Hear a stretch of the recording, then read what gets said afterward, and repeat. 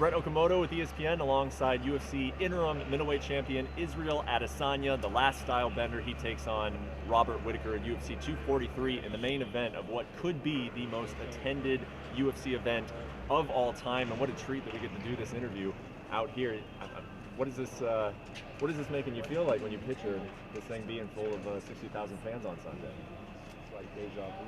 I remember last time I was somewhere up there, somewhere way up there watching this fight. And yeah, it just feels like deja vu. I remember the feeling as well when this place erupted. I want to recreate that again. When you say that you were up there, obviously you're referencing UFC 193. Holly Holm knocked out Ronda Rousey. I think that that's fascinating. Why were you here? How did that come about? Well, me and my boy Jamie VDK, he passed away, and we already had tickets to go. And his brother was living here in Melbourne at the time, so I took him instead, and now he's passed away, unfortunately. So RIP to the VDK boys. And yeah, so me and him and Josh, we were just sitting down and we were just enjoying the whole show, enjoying it, and we just wanted to. We were fans. I'm still a fan of the game, so we just wanted to see a UFC show. So I took him instead of Jamie, and yeah.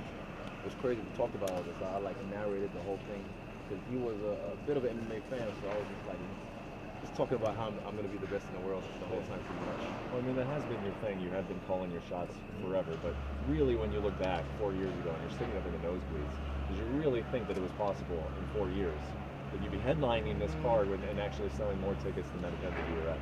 I'm probably maybe like 2 years ahead of schedule the way I thought. But I knew it was gonna happen. But I'm probably about two. I didn't even know it was gonna happen this fast, but I was prepared for it. Yeah. And then you mentioned something during the open workouts this week that you were DMing Dana after the event. In 2015, I DM'd him, but I was not Dana. I was just telling people. I tweeted like, if you see Dana around, just keep dropping my name. Just keep dropping my name. Like I was just trying to inception his mind. When you think about like all of the years that you put into this sport, and I think some people are even unaware of it, they've just seen your UFC life, the kids have seen you living in China, all the different things that you've done. Is this the moment that you had in mind? This one? One of the moments. It's not the moment. It's just one of the moments that I had in mind, definitely. What kind of a fight are you expecting in that octagon on Sunday morning? Fun fight. I want to have fun. I'm not expecting one. Like the last time I fought, I didn't have fun. Mexican didn't let me have fun. But I'm gonna have fun this time. I've been having fun all week, man, so I'm just gonna keep that same energy. I heard you mention that on Embedded. What was it not fun about that fight? Well, I mean, he rocked me for the first time in my UFC career, and I was just like, oh shit. And then straight away, he rocked me, my ass never hit the ground, I hit the fence. I took the center of the cage again, and I went back to work. And yeah, it's just adversity, you know. And I had some other stuff going on at the time that I had to deal with. But yeah, not this time. I'm feeling really good for this fight. Honestly, I just want to have fun. When I'm having fun, I'm the best in the world. Can you talk about some of the experiences that you've had in your fighting career that allows you to prepare for this? Because I know you're a confident guy, and I know you call off your shots and everything else, but this is still it could be an intimidating atmosphere. Why is it not for you? What have you experienced? My first stadium show was in front of 45,000 people in China. I think 45 or 50,000. And China got a lot of people, so that's not easy. And I fought a kickboxer, a well-known kickboxer at the time, and I knocked him out in the first round with a body kick, sick body kick. It's on my Facebook athlete page. Yeah, so I was the same shit. I just walked in there, owned the space, and I claimed it. So I had to recreate history. Eugene Behrman, your coach, I've heard him describe Robert Whittaker as vulnerable. What does he mean by that? Look at his last fight. Look at his last fight. He's vulnerable. I'm vulnerable as well. I'm not scared of being vulnerable though. Like for me, being vulnerable makes you strong when you own it and you work on it. But he's very vulnerable. And we all have two arms, we all have two legs, you know. We're all human at the end of the day. Put it that way. Israel, this is a very, very big fight on Sunday. And yet here we are, fight week. And you've been talking about Jon Jones, and I watched some of those. I didn't talk about him. He's the one that's tweeting about me. People ask me about him, and I can't just ignore their questions. I want to respond. So yeah, if I get asked about him, I'll say whatever I have to say. He's the one that's tweeting. I haven't talked to him. I even at him. He can't at me. So let him troll. He's just a big troll. Well, I think one decision that you made though is you revealed the plan. You could have held that plan to yourself, but you said Raiders Stadium in 2021. Yeah, I don't know. It was a moment. I just felt it. I was just like, yeah, I want to let it be known. There's a method to my madness. There's a reason why all this shit is happening. Because I put it out there. I'm not scared to, like a lot of people never put their dreams out there because they're scared they might fall. They're scared they might succeed.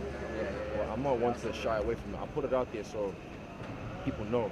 And that way, I don't want to be like, I don't want to be an Elon's girl, you know, I just want to fight. I put it out there so when I make it happen, I say, told you so. And I'm not scared to fail. I'm not scared to succeed. Last thing I'll ask you is, being in this building, it does remind me of Ronda Rousey. I was here and I remember her sitting in that room when we just did some interviews, and I remember her acting a little strange. You know, people were like, "Why is she shoving Holly home at the weigh-in?" And she had a media day where she was kind of combative with some of the media members. And I think looking back, that some of the stress was starting to get to her, and I think that the moments are only going to continue to get bigger for you. How are you equipped, and what do you think about just the level of fame that is coming your way after Sunday morning? I'm just a big kid, and I know how to be famous now, and I know like the level of fame. So I know this after the Sunday, it's going to be a new level. So I have to equip myself the right way to deal with it, because a lot of people don't. A lot of people in this game, they rise and everyone watches them fall real fast. But for me, after my UFC debut, the first thing I did when I went home was see a psychologist just to kind of learn how to deal with it, because I wasn't used to that many people coming at me all the time. And it's transfer. Like, I take so much in with people, energy. Like, you know, and they get so close and personal to you. I'm your biggest fan, bro. And it's so much when it's like fucking, after my UFC debut, my after party was just 3 hours of just this. So I had to see someone to help me deal with it and take care of myself. So I've done the right steps, and I'm not just preparing pre-fight, I'm preparing for post-fight as well. Thanks for watching ESPN on YouTube. For more sports and analysis, download the ESPN app, and for live streaming and special content, subscribe to ESPN+.